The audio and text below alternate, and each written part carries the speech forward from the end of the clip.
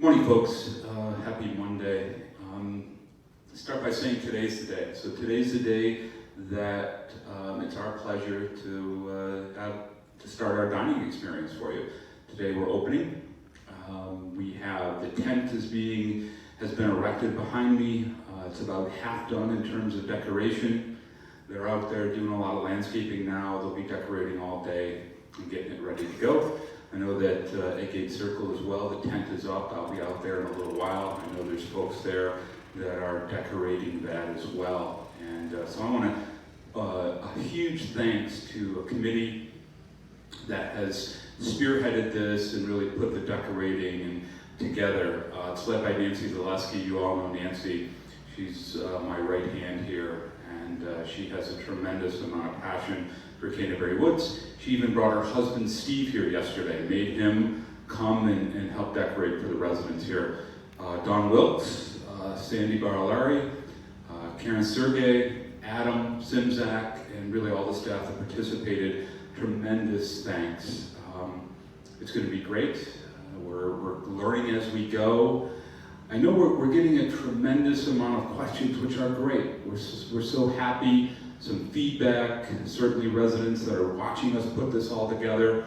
I want to invite both here in Williamsville and at Gate Circle residents to come and take a look at what we're doing throughout the day today. I know some people are kind of hesitant about making reservations, maybe first day, second day. They don't really know what to expect. Maybe they're a little hesitant about the environment. My suggestion is try it. See how it works for you. We think it's going to be great. The questions that I get most often are, why are you doing this? Why do we have to eat outside? And it's a very simple answer to that. We're doing it for our residents. We're doing it for your safety.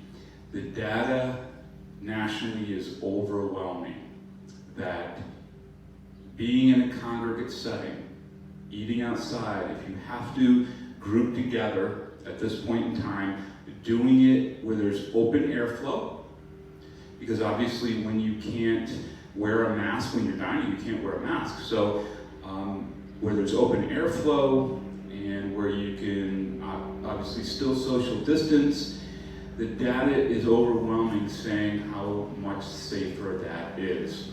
If you look at some of the southern states as they're kind of pausing their openings, you see what they're pausing first, which is indoor restaurants, indoor bars, etc. And there's a reason for that.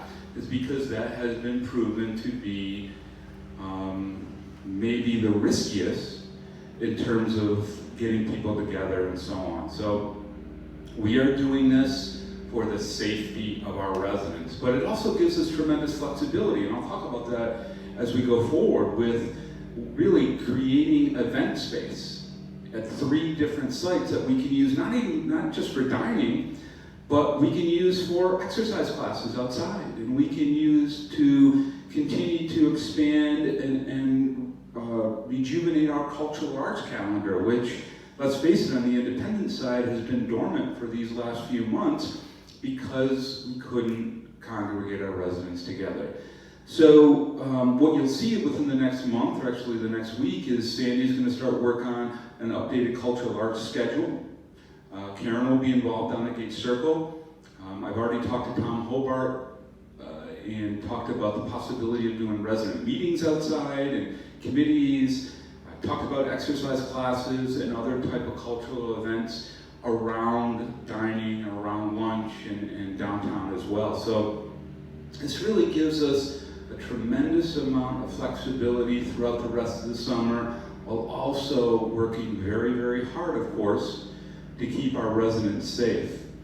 I look immediately to my left here, and we're pretty much set up for you. So we're in Coventry Hall here in Williamsville for the Williamsville residents. You will be directed, those of you who have dinner reservations tonight, you will be directed to come into Coventry Hall through the main doors. We actually have social distancing signs on the floor. We have the podium set up, and when you get to the podium, 2 things will happen. They will make sure you have a mask. You have to have a mask on to be seated, and they will take your temperature. And this will happen at Gate Circle as well. So there'll be a podium there with the host or hostess. They will make sure you have a mask on, and they will check your temperature at Gate Circle. And then from there, you'll be seated. So again, here in Williamsville, you'll go kind of through Coventry Hall out the back, and at Gate Circle, right out the front door. So it's very, very convenient. Just going through my notes, I talked about the ability to use these for multiple things, and so we're excited about that. I also want to reiterate, and I have on here masks. So the new rule is, or the updated rule is, in our congregate areas, in our common areas throughout the community, residents are mandated at this point to wear a mask. If you want to enjoy our living areas, if you want to enjoy our lounges, if you want to enjoy our libraries, you must wear a mask. And the mask needs to be properly affixed. It needs to be over your nose. We know sometimes we forget. I have walked out of my office several times in the last several months and not had a mask on, and believe me, people, either they give me the look or they just tell me, hopefully to my face, go get a mask on, Rob, and I certainly do that.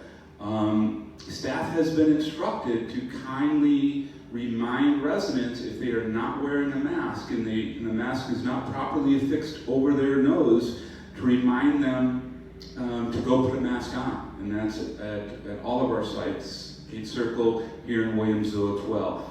Again, the data is overwhelming. And we're continuing to learn and to grow with the data, but it's undeniable that masks make all the difference in the world, especially to our residents. And so we really, as we continue to open the community, and as we continue to encourage residents to socialize more in our common areas, have our dining experience, etc., you must wear a mask. And that really brings us to the last message of the day, which is, as of the second to last day in June, we still have no cases.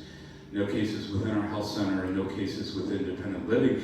And again, why is that? Well, it's because we have consistently tried to take a very prudent, conservative approach to the community, to managing what's going on in the greater community with this virus, and we're going to continue to do that. And I know sometimes maybe it seems stifling.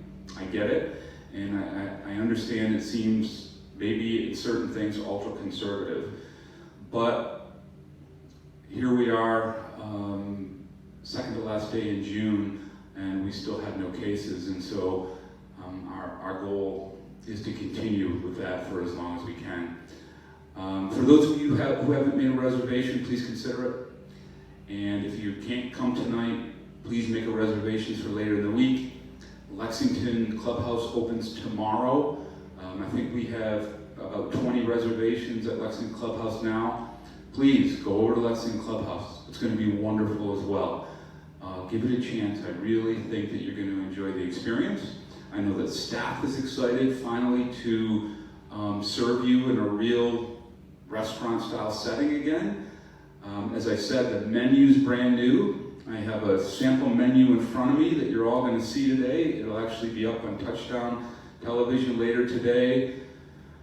Steaks, chops, and more. We've got a domestic lamb chops, filet mignon, ribeye, New York strip, pork chops, chicken, over-under seafood, Greek shrimp sauté, seared scallops, horseradish salmon, Alaskan halibut, lobster ravioli, and many, many other choices. So our goal is to elevate the dining experience for you much better than, unfortunately, we've been able to provide in the recent past. So I look forward to seeing you today and later this week. Thank you.